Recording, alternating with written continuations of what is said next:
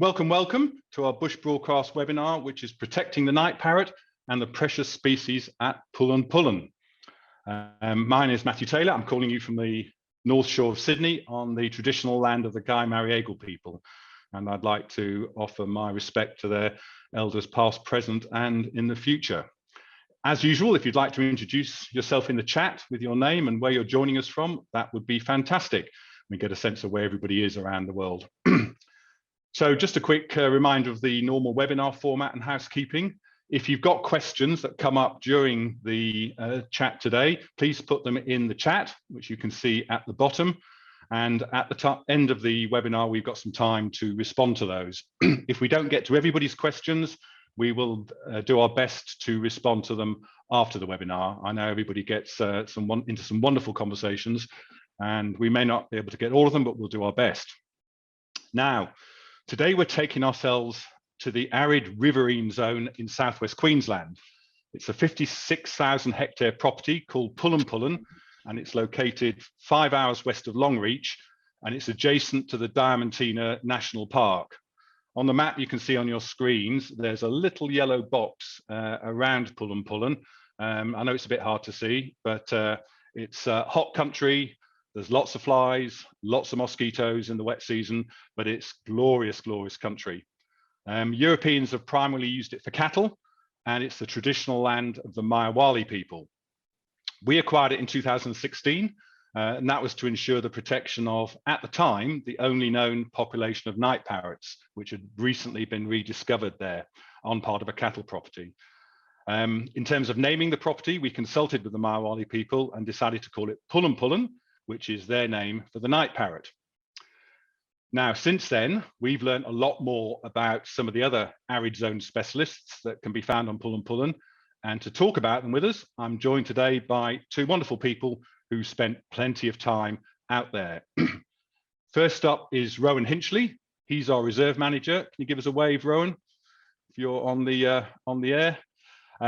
Rowan is our reserve manager for both Pullen Pullen and Edgbaston. Now, he doesn't know I was going to say this, but he's got under his control two of the most iconic Australian threatened species, which he has to look after. The night parrot, which we've probably all heard about, once believed to be extinct, but also the red-finned blue-eye, which is an endearing and very good-looking little fish that lives in only a few freshwater springs on Edgbaston Reserve. So hi, Rowan. Nice to see you. How are you doing? Good, thank you. Excellent. Welcome, everybody. Thanks, Rowan. And the second speaker today is Nick Leseberg, who's been researching the night parrot for quite a number of years now, and who I met out at Pullen Pullen several years ago. We were discussing just before this webinar started, possibly one of the worst incidents of flies that he's experienced out there, when you had to wear a head net. If you drank a cup of tea, you drank it, and the flies were so numerous, they were sieved out by your head net. So it was fascinating, but exciting, a challenging landscape. So Nick, I know you're completing a PhD at the University of Queensland, and you probably know more about the enigmatic night parrot than most people, and probably have had more contact with them than anybody else alive. Is that fair to say? Oh, yeah, I suppose so. I've seen it. I've still only seen it a handful of times, but yeah, no, that's fair to say. Fantastic. Hi, everybody.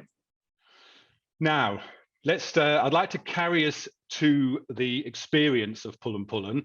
You'll see in the background to my image, it's one of the pictures taken from one of these incredibly imposing plateaus or mesas out there, which are flanked by these amazing rocky gorges and slopes. Some of the slopes carry big clumps of spinifex, which for those of you who've walked through it, you'll know it's a very spiky grass. And as a result of that, it's used by night parrots for their daytime roosts and also for nesting.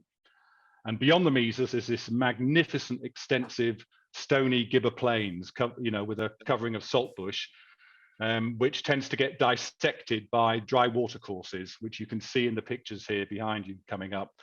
And the watercourses are lined with gidgee and mulga, two of the acacia species. But after heavy rain, these watercourses all combine, and you can see a flood there, and they flow south to join the Diamantina River, which is adjacent to Pullen Pullen Reserve and flows through the Diamantina National Park, and in good years all the way to Lake Eyre. So it's a pretty special place. So let's get cracking. And Rowan, I'd like to ask you, first of all, to tell us a bit more about this incredible country and the different vegetation types that are found there and the sort of wildlife that it supports. Okay. Well, apart from the mesas and the spinifex around the base of the mesas, we also have Gidgee and mulga woodlands. We have Chernobyl grasslands, which is sort of several metre high shrubs and grasses, up to a metre high shrub and grasses on open sort of salt plain, gibbet type country. And just gibbet plain themselves, with not much vegetation whatsoever on it, which is very hot to walk around in the summertime. It absorbs the heat. There's some of the Mitchell grass plains on the black soil country in the creek lines. That's looks like it's on Gum Creek, which runs into the Diamantina. And well, that's not a landscape. That's one of our rare animals out here, the quarry. I have not seen one of those yet. I'd like to. I've got the names underneath. I can read these. Ringneck parrots around here. There's lots of different birds and animal species out here, even though it's an arid landscape that is full of wildlife. It's a pretty amazing place. You have lots of lizards and snakes. There's spinifex mice, dusky hoppy mice. What's we got? No, I'm trying to think of what we got at the moment. I've got you can jump in anytime you want, Matthew. No, that's great. Yeah, we're showing a few slides of some of the critters that we get there, which are pretty impressive, aren't they? Yeah, they are. Being desert country, it comes alive at night, doesn't it? That's when you get most active with the mammals. Yeah, that's right. Most of the stuff comes out at night. You've got the big macropods at the daytime. You're driving around your under like eastern and western red king, the grey and red kangaroos out. We have euros that live up at the base of the mesas in cave systems to come down at night time to feed on the plains and stuff like that. Lots of bird life, raptors and all sorts of things, like little finches and wrens and stuff in the grasslands, wood swallows, lizards. There's lots of different ones of those. You've got geckos, skinks, different monitors, dragons, all sorts of things. And now, Nick, I would like to ask you, you've spent a lot of time out there, some of it, living in a swag or a tent, doing your research and fighting those flies and mozzies we talked about. But apart from that, what's it like for you, doing research for your thesis out in this amazing location? Oh, look, I mean, I'm just so lucky, except for when it's like that, as you can see on the photo there. But yeah, I suppose it's a privilege to work out there because it is really a special landscape, and particularly at the start of the and it still is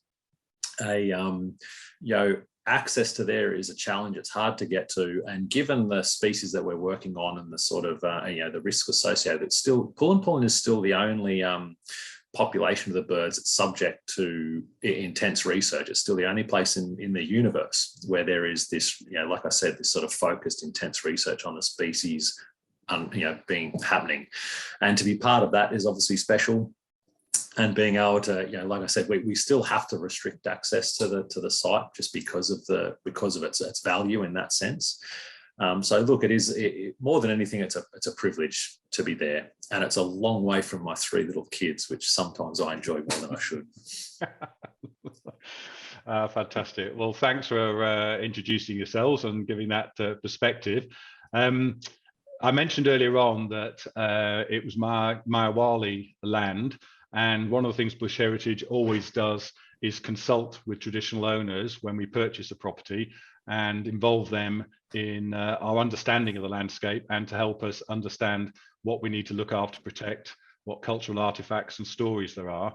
And when we invited traditional custodian Judith Harrison, who's making it a life's work to understand her people and the stories, and we've invited her onto country several times, along with her daughter Tammy Mears and her nephew Daryl Lyons, to share knowledge about the tribe that's really, they were known by other groups as the Rain Dancer tribe, and as a result, we thought we'd do a little video and show people, because we weren't able to get them actually for the webinar today, but this is a nice little introduction.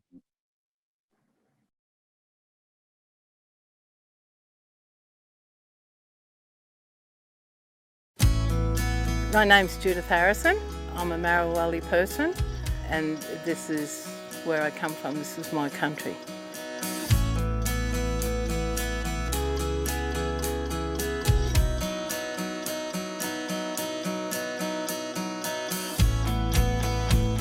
And here is the birth certificate of one of my aunties who was born here on country. And that was, wow, 1904.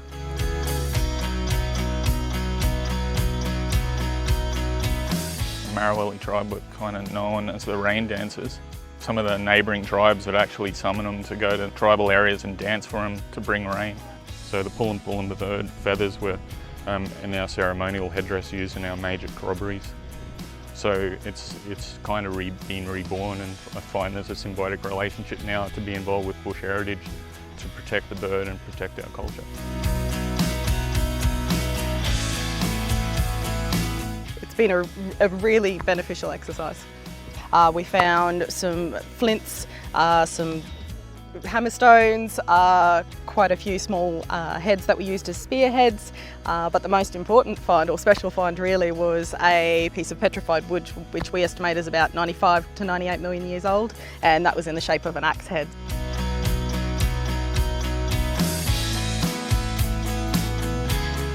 So do you think that they would have carried that around with? Yeah, from what I understand, this is the most valuable tool. They'd just keep a hold of and carry that because, you know, you've got your hammer there and you can just go all around and hammer in different spots. that's why it's good that, you know, Bush Heritage have got us out here doing this, so we can find all this, so they're protected forever.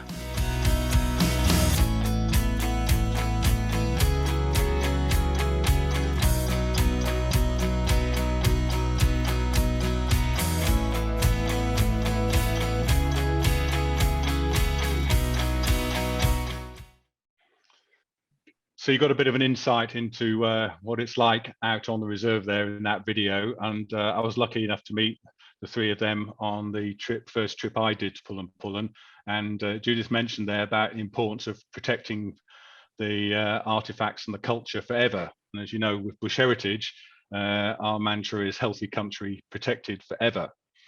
And that's quite a big challenge from a management perspective. But one of the things that has really helped us in that mission is that in 2020, the Queensland government named Pullen Pullen the first ever special wildlife reserve, which confers on it a status that hadn't previously been available anywhere in Australia. Rowan, can you tell us a bit more about that? Because it really does make a difference, doesn't it? Yeah, so the special wildlife reserve, our listing came, is really good for us because to get that, it comes under the same protection as national parks, which means that all mining leases are extinguished, and so therefore it can never go back to mining, or it can't go back to a grazing lease or stuff like that. And it just gives us that bit of extra security, knowing that what we're doing isn't going to be turned over in some rash political decision, and so we can actually sink our teeth into long-term projects, and we know they're going to be there for forever, basically. Forever as anything be, and it just gives you that security, knowing that we're on the right track, and that we're basically, it also helps us with the interest from overseas and other places, thinking that yes, we're on the right track for doing conservation type work. We get a lot more support since it's been done, a lot of interest in supporting us, and we're looking at rolling it out across other reserves we have under our protection, especially Edgbaston, as you mentioned, Edgbaston earlier with the redfin blue eye. So we're really pushing hard to get that one under the same reserve at the moment.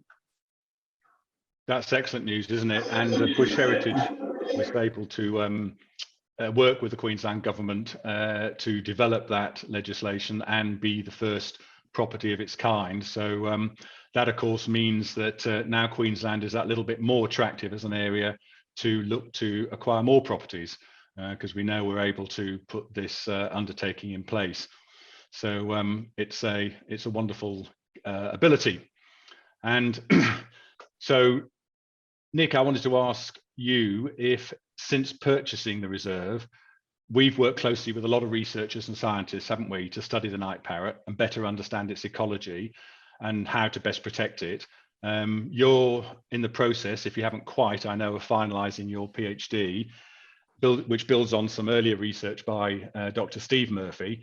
Can you share with us, what's your views, where are we at with this amazing bird, and what's exciting you about it? Because I know almost everything, including its avocado-esque shape and description, has inspired you, but give us a bit of an insight, can you?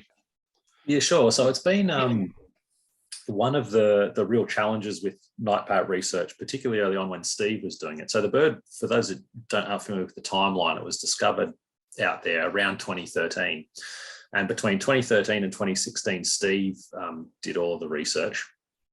And so a couple of things he focused on, firstly, he focused on sort of how might we detect it. And it was his work that discovered that the bird sort of calls pretty regularly at dusk and dawn. So they roost in these areas of spinifex, and then right about half an hour after sunset, almost like clockwork, the birds, they start calling for about a 10-15 minute period.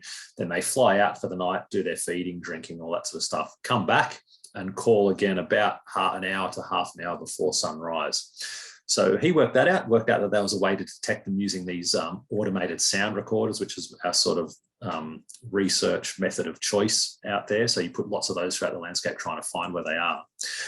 The other two things Steve did, specifically with the night parrots, he caught a couple of them and put little GPS tags on them and worked out how they use the landscape. And what was really interesting, his sort of interesting discoveries there were, while they roosted and bred in these patches of spinifex, actually they traveled really widely within the landscape at night, and found out that, all these flood plains and gibbet plains, sort of stuff which we hadn't necessarily associated with night parrots, are actually really important for them for finding for them finding food. And that video that Megan put up for the time-lapse one of the grass growing on the floodplain, that's sort of a really great indication of why the night parrots are out there, because these floodplains, they flood every couple of years, but when they do, they just produce this astronomical amounts of food, which seem to sustain the night parrots through the dry times.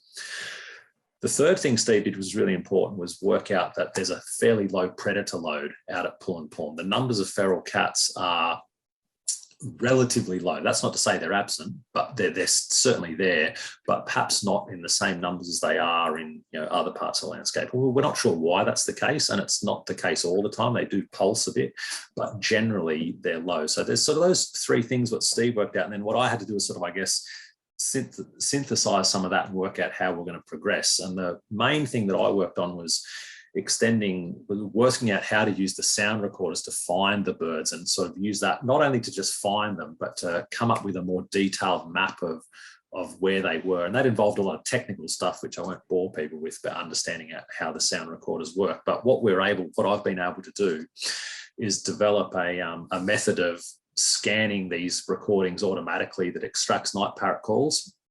And that was developed using data from Pullen Pullen. And since we developed that, that's been pushed out, and we've now got that's how the bird's been found other places in Western Australia. A lot of traditional Indigenous ranger groups over in the Western Australian deserts using the techniques we developed on Pullen Pullen to find birds elsewhere. And so it's this really clear pathway that shows how the research on Pullen Pullen by Steve and myself has been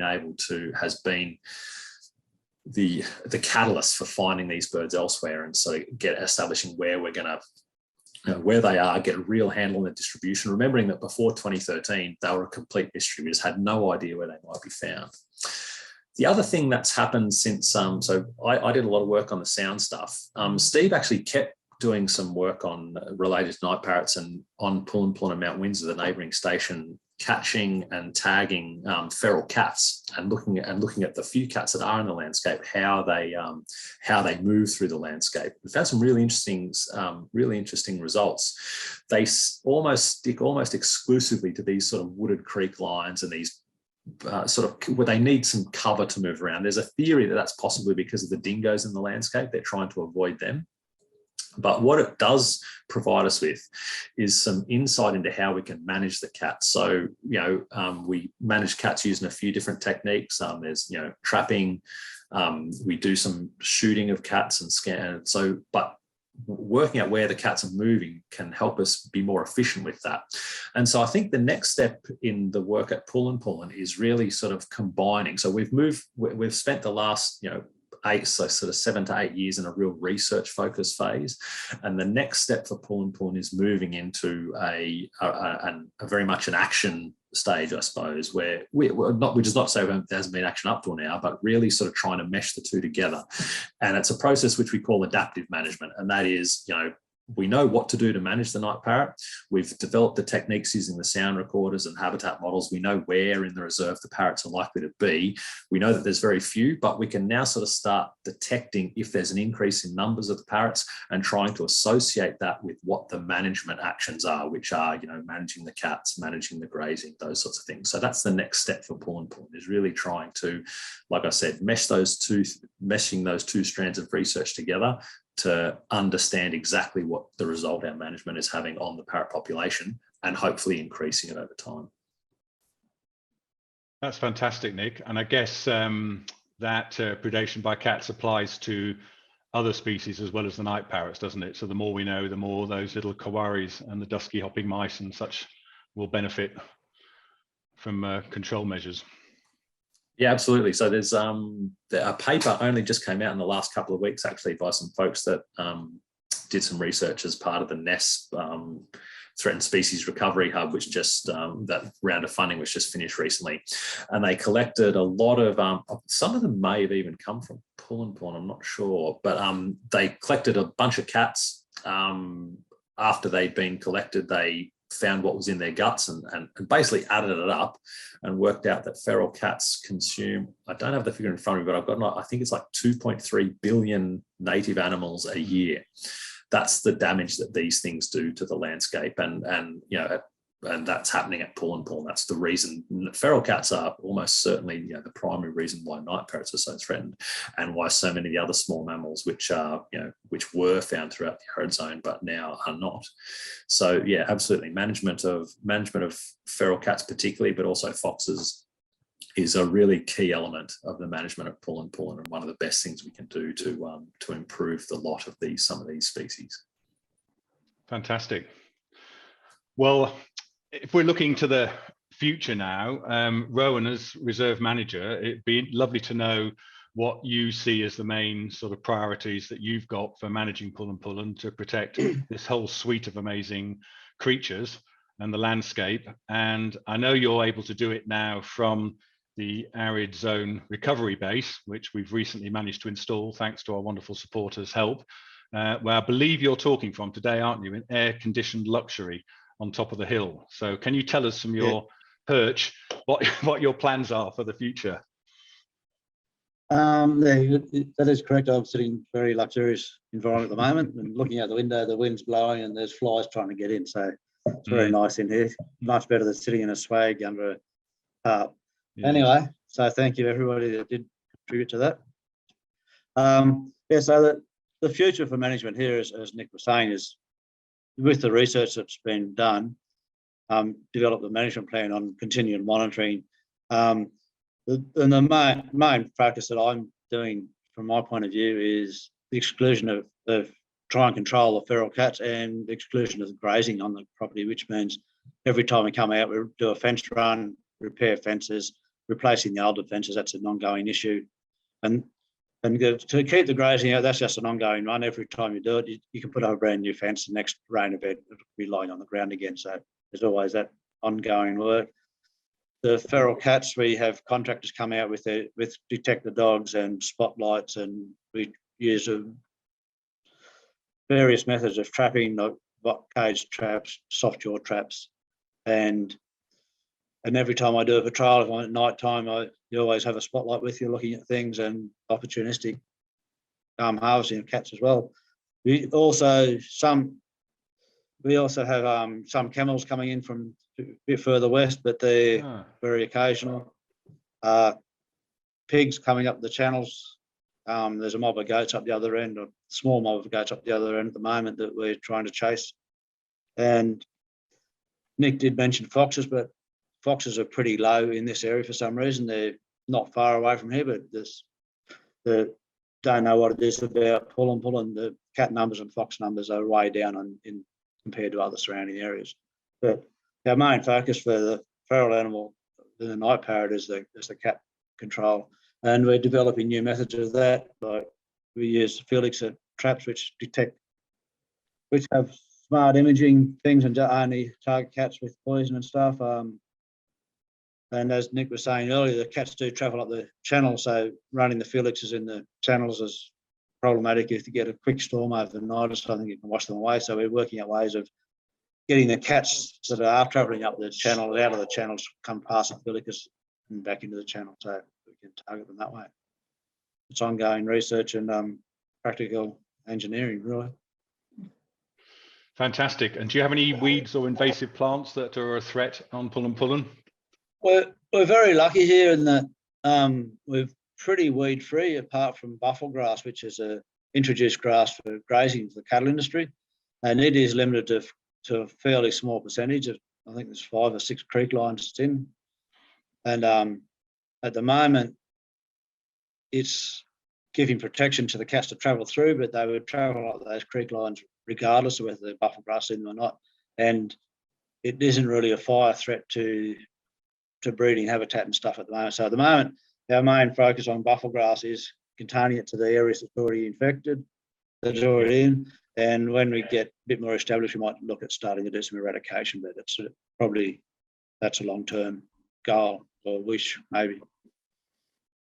Yes, and there's the horrible buffel grass in the picture there behind you.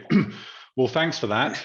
Now, just a reminder, folks, that if you've got any questions for Rowan or Nick, please do put them in the chat, and we'll look to get some answers to that.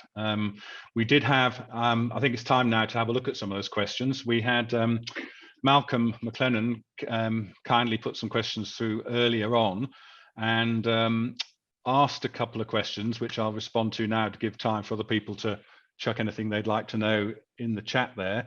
Malcolm asked about other state governments and whether they're likely to introduce the same special wildlife reserve protection that Queensland's done. And I guess I can probably answer that. It would be wonderful if they could, and Queensland have certainly led the way there. But of course, every state government is very different and has different laws regarding title.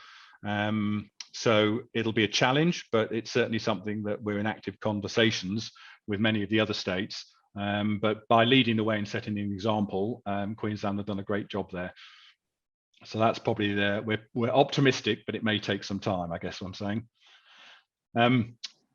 There's a second question you put in about climate change, which I think is always in our minds and very relevant, which is, do we have a sense of how climate change might impact the wildlife on the reserve in the medium term? And a sort of link question is, as a result of that, do we need to introduce night parrots to other regions to help them survive climate change? So maybe, Nick, I can throw that one to you initially.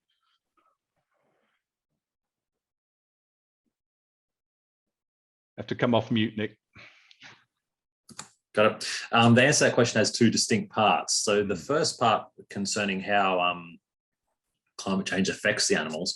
It's interesting, there's a paper was done in 2016 that looked at exactly this question of how it would affect the night parrot. They, using a special thermal imaging camera, they took a photo of one of the night parrots that Steve had caught when he was tracking them, and were able to make some do some modelling comparisons and develop what's called a water budget for the parrot, which determines basically how much water it needs, how much food it would need to eat, depending on the moisture content of that food to survive.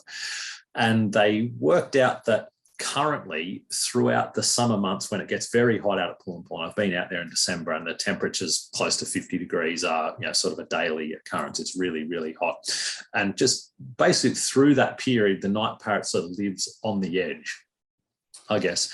What climate change will do to that, do to the night parrot, and this will be the same for all the other species which have water budgets of their own, it just pushes them closer to the edge for longer, and it makes it hard, just that little bit more difficult for them to live out there. So, climate change is not going to come and wipe out the night parrot, quickly, but it's just going to increasingly make it harder and harder for species like the night parrot to survive in those climates.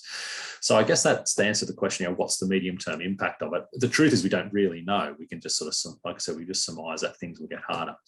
In terms of should we move night parrots to solve that problem? Moving species is a tricky one. If you are going to move a species to somewhere, presumably to get away from climate change, you'd have to move the night parrots further south. But what we know is that the reason the night parrot occurs where it is in this small patch of far western Queensland and also the northern parts of Western Australia is that these are sites that have, as we talked before, relatively low numbers of cats, fire regimes that are relatively intact. So if you want to move night parrots somewhere where they'll survive, you need to move them somewhere where those things exist. The reason night parrot doesn't exist anywhere else is because those things don't exist. So if you're going to translocate something, you need to make sure that where you're translocating it to, you've solved that threat problem. And the truth is, at the moment, we haven't done that. So if we wanted to, we would have to. Of course, the easier solution to the problem rather than translocating them is to fix the problems where they are. And that would be, well, when I say the easier thing to do, let's just solve climate change. Yeah.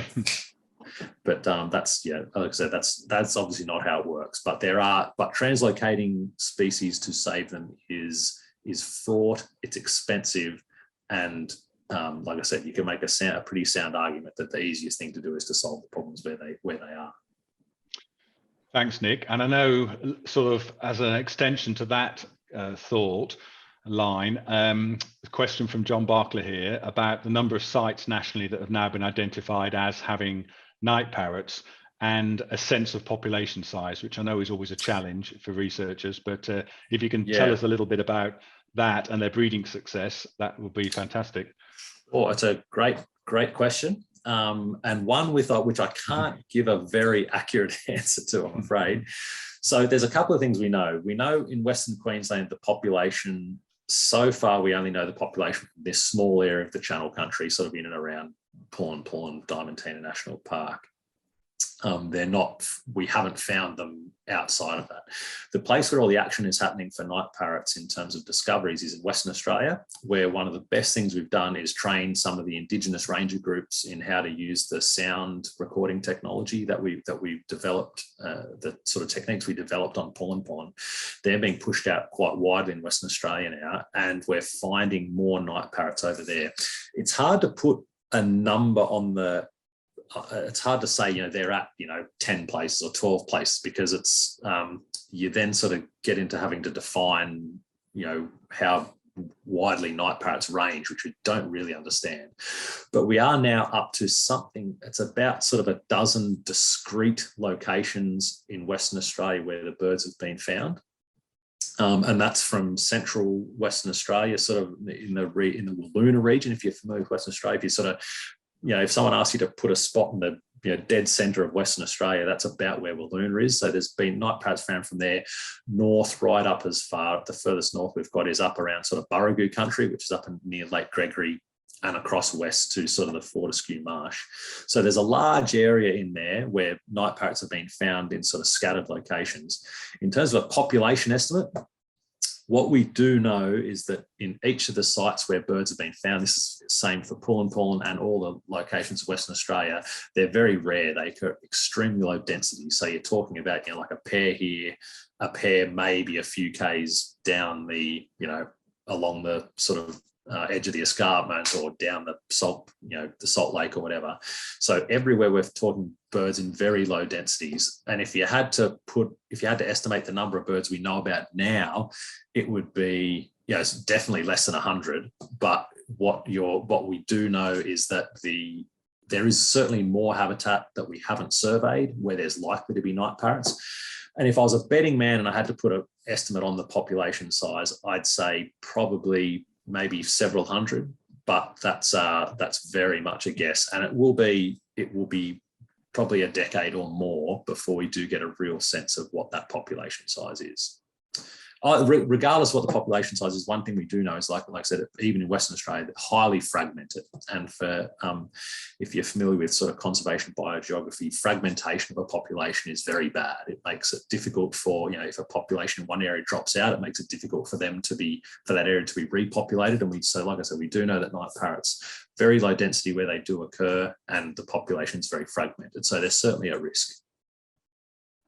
Thanks, Nick. And there was a linked question, I guess, to that, which was about the song meters, just asking for a bit of clarification what a song meter is. Can you help us with that? Because I know they've been very important to this. Yeah, for sure. So Megan, you might be able to put up there was a photo on the slide there of my colleague Pat Webster and I installing a song meter. It's basically, I would usually have one sitting here on my desk if I could show you, but I don't. It's a little box about, you know, sort of this big. And there you go. That's me installing one at Pullen Pullen there. So the song meter is the little green thing that's going in strapped to that, strapped to the star picket there. So they're a small box. They take, you can rig them, you can run them off batteries, or you can rig up a solar panel to them. And then they take SD cards, just like your camera, and you can set them to record sound. And so we record from at sites where there are night parrots. We set them up with a solar panel, and we record from sunset through to sunrise every night of the year, 365 days a year. And that's how we monitor the night parrot sort of persistence at sites where they occur. You can also use them, as we were when we're putting them out this time, to sort of survey for the birds. So you have sort of, you know, you pick the areas you pick the sites in the spinifex in an area where you think they're going to be, where there might be night parrots. You put out one of these things, you leave it out there for about a week or so. And if there are night parrots in the area, if there are night parrots roosting with one of these permanent roost sites in the area, you're almost certain to pick them up on these song meters in that time. The other option is to space them out more widely, and you can leave them out for sort of like several months at a time, which is what some of the Indigenous groups do in Western Australia. And if there's night parrots, you know, sort of within 5-10 kilometres, at some point in that few months, they'll fly past calling, you'll get them. And that's so that when I talk about detections from Western Australia, a lot of the detections are in those instances where we've got birds calling on a recorder that's been out for a few months, which tells us there's night parrots somewhere in the general area without actually knowing exactly where they are. Fantastic. And there was another question about the other technology that was mentioned, and perhaps Rowan, you can tell us about it. We had a brief picture of the Felixer system, which was developed by John Reed and trialled on Pullen Pullen. Perhaps Rowan, you can tell us a little bit more about how that operates and why it's so clever, and what it's, you know, where and how we're using it. Yeah, that's a box you can see on the ground there. It's got a little camera in the front of it that when the cats and wildlife walk past us, that's smart technology that it actually recognises the profile of the camera, and it's always been updated. So the more photos that gets put into it, the more accurate it is. So it doesn't, the differentiation between cats and smaller animals and stuff, so you're not getting off target species, hopefully. They have had a few teething issues with the software, but it's getting much better. So when you put it out, you do test trials when you know you're only getting positive hits on cats, then you load it with 1080, and the cats come past and it sprays 1080 on the cat. So the cat has to walk past within a metre or so of the front of it. That's its range. So you try and set the trap up in an area that so the cats have to walk past within that range of it. And it has been very successful in places, but like I said, with the creek systems and stuff where the cats travel here, we have to really be careful of where we put them and when we put them out, because they are expensive bits of equipment. And but you can put them out there and you can run them for months at a time, and they're there every night watching, and there's sentinels type thing. So you use them strategically. They're a very good help for doing other trapping methods as well. And it's very specific to particular locations, isn't it, Rowan? Because part of the question was, is it actually helping to reduce feral cat numbers? And my understanding of seeing it in action is that if you've got very site-specific or high-value critters, such as the night parrot, then controlling individual cats might be very critical. If one gets a taste for, say, night parrots, could do a lot of damage. In terms of whether a felixer is the answer to cats in the broader landscape, I believe that's not really what it's designed to do, because it'd be far too expensive to have them, distributed everywhere. But where it's really smart is that it was designed to respond to the fact that cats can't bear being dirty, and the fact the real smarts on it is, let's squirt it with a gel that's got some poison in it, because as soon as it's got something sticky on its fur, guess what? It's going to lick it off. And part of the problem with cats is that they're often very bait shy, and therefore are going to be very cautious if you just put poison baits out. So it's a very smart piece of tech that we've been helping from the prototype stage through to developing, a full commercial example with John Reed. Is there anything else you wanted to add to that, Rowan? No, that's correct. Yeah, I mean, they're a tool for a specific purpose, and there's multiple. You need to have multiple aspects of feral animal management, and they're just one of the tools that we use. And like you said, they're targeted for. So for us, we target the creek lines that are heading towards the breeding grounds, and that's so that we try and get them before they get into those breeding grounds or habitat areas. Yes, fantastic. And we've talked about a few of the challenges. You mentioned pigs, camels, the neighbours' cattle coming in as pests. Question here about rabbits. I know rabbits once ranged as far north as mid-Queensland, but are they still an issue? They don't seem to be. They occasionally might see traces of rabbits, but they're very rare out here. It's such a harsh environment.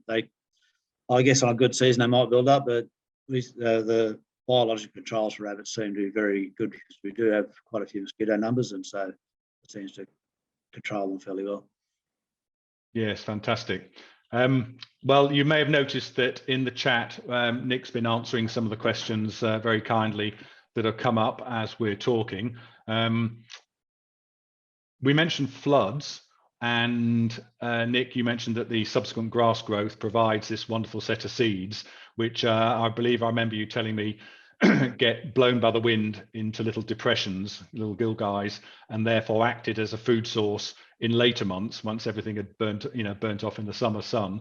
Have you noticed any impact on numbers as a result of a really good flood? Is it a demonstrable and measurable impact on the sort of numbers of night parrots? Oh, that's one of the questions that's really hard to answer, particularly in the arid zone. So if you want to see a response to something like a flood, you need something that provides you with a signal. And in the case of the night parrot population, it's just too small, and it's too the sort of changes to the night parrot population are not stochastic is the word we use, which is just there's sort of random, and it's not and while there probably is, when you've only got 3 or 4 pairs of night parrots that you know about, the response to a flood is going to be really hard to disentangle over except unless it happens over sort of decades, I suppose. What we do know that the management on Pullen Pullen is changing, though, with respect to floods, is the availability of seed. So we did some research where we, after a wet year, after a flood came through, we sort of, in some of the habitats the night parrots like to feed in, we sort of were able to count, but basically work out the amount of seed produced where it wasn't grazed and the amount of seed produced where it was grazed, and the difference was stark. And there's some, we do have some, I'm not sure if there's any in the presentation, but some sort of photos of the fence line where you can see the cows come along and just eat the tops off all the grass, whereas on the Pullen Pullen side, where there's no cows, this grass gets to seed, and it produces, in some, it does depend a bit on the species and the landform, but sort of 3, 4, 5 times as much seed on the non-grazed side. So we do know that that's what happens after a flood. We do know that protecting the floodplains from grazing, like we're doing on Pullen Pullen, is a help. So we know that what we're doing on Pullen Pullen is providing better conditions for the parrots to respond to those floods. But like I said, we won't see an impact on parrot numbers that's attributable to it probably for sort of, like I said, 5, 10, maybe even 15 or 20 years if we keep doing what we're doing. Great. Okay, well, I've got I think probably a last question or two here for you. Elizabeth Cowan has asked or flagged that Sydney Uni was doing some work on developing and trialling various items to enable native animals to get away from and take shelter from feral pests like foxes and cats, and asks whether we're using this research. So I guess that's a question, Nick, if you're familiar with that, whether that's something you recognise. Yeah, I'm not entirely familiar with it. I think maybe Elizabeth is talking about some of the research which is being done in the sort of, I can't remember what the reserve's called in South Australia, where they're doing the sort of, there was a Conversations episode about it a few weeks ago, I think, where they're sort of, what happens if you put sort of native animals in these enclosures, which is something a lot of organisations like to do. They become naive very quickly and they forget how to respond to predators. So some of that work was trying to train them to sort of retrain them, I guess, to, that a cat is a bad thing. So this is a problem that night parrots have. So when you historically, night parrots had no native predators that came out at night, none that were efficient. So the best thing, the things that they might encounter were things like barn owls and that sort of stuff. Arid recovery, thanks Keith, that's exactly the spot I was trying to talk about. So when a barn owl comes across, the night parrot, it just freezes, just sits there dead still. And so that photo of the night parrot, which you saw before by Steve Murphy, of the bird that looks like it's just sitting on the ground, that's how it responds to a predator. And if it's a barn owl, it's a great response. But when it's a cat, it's a terrible response. And so that's part of what they're trying to do at Arid Recovery, is my understanding, is like sort of train these animals that that photo there. So that bird, Steve took that photo, and I've had the same thing happen to me. You're standing about 2 meters from it and it's just sitting there thinking, you can't see me. So training these animals that cats are bad, that the correct response is to, run away as soon as you hear it, instead of just sort of trying to, some sort of response like this, like I said, just training these animals that this thing is a genuine threat that should be avoided. That can be done at that sort of small scale. Whether that can be done at the scale of a place like Pullen Pullen, I don't know. But that's the point of this sort of research, is trying to understand better ways to manage these threats, and that can hopefully be rolled out at the landscape scale. Yes, thanks, Nick. And you've prompted me now, yes, with Keith's kind prompt as well, prompt with Arid Recovery. Yes, we're in active partnership with Arid Recovery, and that was an organisation set up by John Reed, who developed the Felixer as well. And so working with them, we have a project to reintroduce burrowing bettongs into South Australia. And part of the work being done by Mike Letnick, who I think is at Sydney Uni, certainly one of the Sydney unis, was to do this training of some of the marsupials that would otherwise have a similar reaction. They would no idea how to deal with a cat or a fox, but were being trained to avoid cat urine and fox urine, and by actually putting predators in some of the paddocks. So some of them did actually succumb, but some of them got away and learned cat not good, fox not good, bitey, run away. And that's shown some great promise to help in reintroduction projects, where you don't want to put an animal into a landscape for it where behind the fence it was safe, and then suddenly outside it's going to get eaten by everything. So I think that probably answers Elizabeth's question. So thanks everybody for their questions. One last thing, there was a question about volunteering, and are there any opportunities to volunteer at Pullen Pullen? We thought we might have put you off with all this talk of flies and mosquitoes and 50-degree heat, but if people are still keen to volunteer, then that's something that Rowan organises, I know, through our volunteer coordinator. And if you hop onto our website, you're able to sign up to our volunteer group, and opportunities come up throughout the year to volunteer on Bush Heritage's reserves. So I don't know what the status is with Pullen Pullen. It is an awful long way to go, and it's an awfully challenging environment. So I suspect that's something that may not come up too often, but we'd love to have your support on some of our other reserves. So thanks everybody for joining us today. Thank you, Rowan and Nick, for giving us a wonderful insight into what the work's like out there in the arid riverine. I wanted to do one quick shout out to anybody who was on the last Bush broadcast when we were talking about Eddie Garrop in WA. And I mentioned that if anybody wanted to support us, we were trying to put the funds together to acquire that. So I just wanted to celebrate and thank everybody who was participated in that. We got some wonderful donations after the webinar, and I can confirm that we have now exchanged contracts, and Eddie Gaup is a new Bush Heritage Reserve. So thank you for that support. And if anything else you've listened to today has inspired you, then please feel free to contact us via the website if you'd like to get more involved with us. We're going to finish now, and as we normally do, we've got a closing slideshow with a few more of those amazing images from our arid region properties. Not all of them from Queensland, some of them are from South Australia. But if you'd like to see a few more of those, then please hang around for the next few minutes. Thanks everybody. Thanks again to our speakers, and thanks for joining us today. Cheerio.